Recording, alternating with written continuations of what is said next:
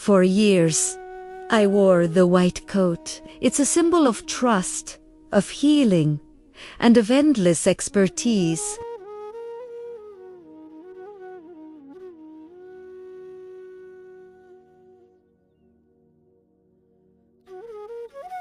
We see it on television, we see it in our doctor's office, and we associate it with answers, with certainty. But the truth is, for those of us who wear it, the white coat feels less like armor and more like a heavy mantle woven with unspoken choices and silent burdens.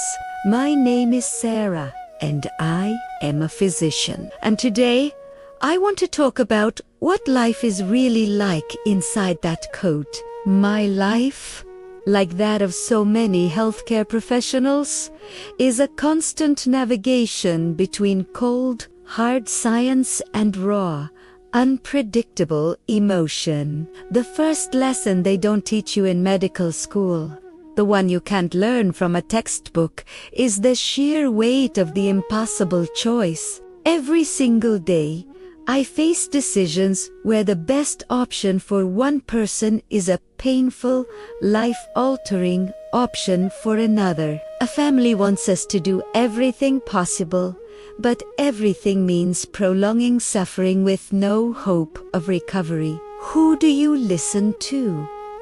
The heart or the head? We are trained to be logical, to follow the data, to remain detached. We practice delivering bad news and role-playing scenarios with actors. But let me tell you, when you are holding a mother's hand while delivering news that you know will shatter her world forever, logic evaporates. All that remains is the human being inside the coat, feeling the tremor in her hand, seeing the disbelief in her eyes. In that moment, I'm not just a doctor, I'm a witness to someone's darkest hour, and that stays with you. This is the hidden crisis of a doctor's life. How to maintain compassion without sacrificing your capacity to function. How do you feel for every patient without letting their pain drown you? It's a tightrope walk. You feel too much. You burn out. You feel too little.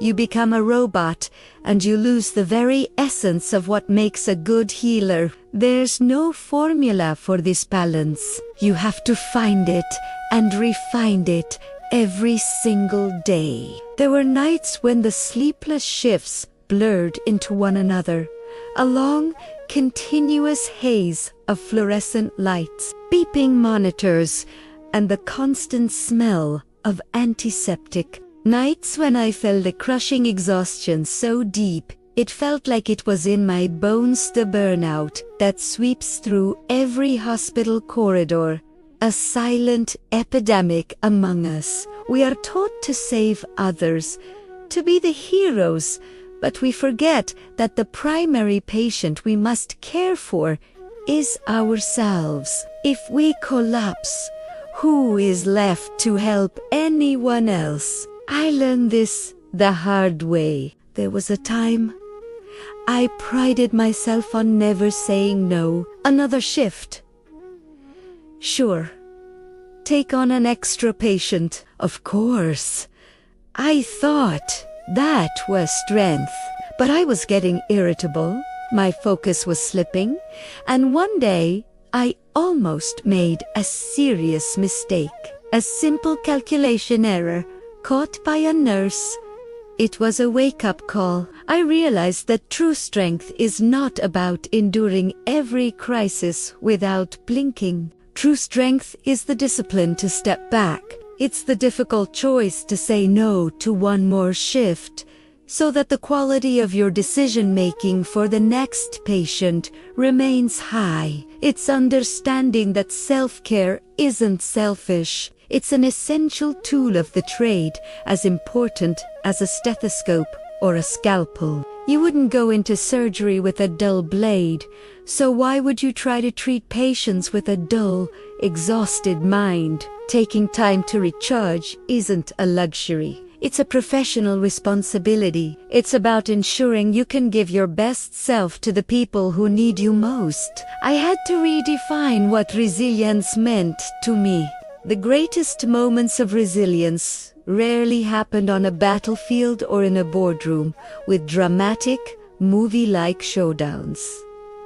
They happen in the quiet, unseen moments of the day. Resilience is when you wake up after 3 hours of sleep, your body aching, and you choose to show up again, not just physically, but mentally and emotionally. It is when a patient's family member yells at you out of their own fear and grief, and you choose to turn it into a moment of empathy. Instead of letting their anger destroy your spirit, resilience is when you acknowledge your own exhaustion, your own humanity, and you choose to rest, knowing that rest is a vital part of the healing process, both for yourself and, by extension, for your patients.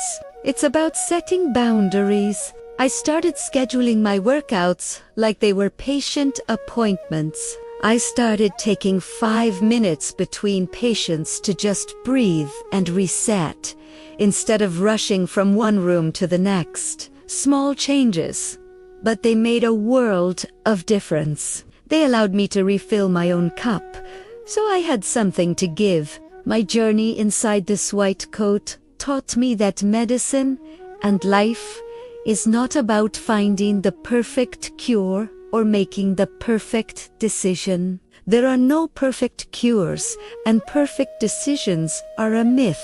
It's about making the imperfect choice with the purest intention.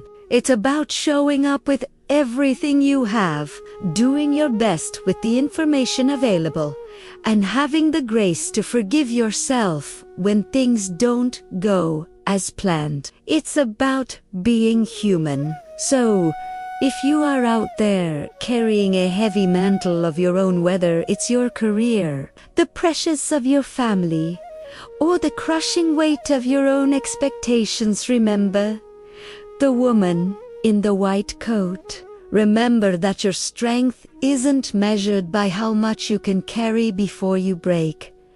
Be disciplined in your work. Strive for excellence. Be resilient in your failures, because you will fail, and that's okay. But most importantly, be fiercely, unapologetically compassionate towards yourself.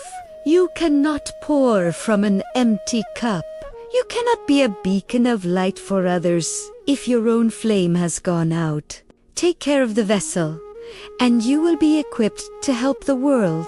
Find your balance and master the art of choosing yourself, not just for you, but for everyone who depends on you. Thank you for listening. I hope this gives you a little strength for your own journey. Don't forget to like, subscribe, and share this with someone who might need to hear it today. Take care.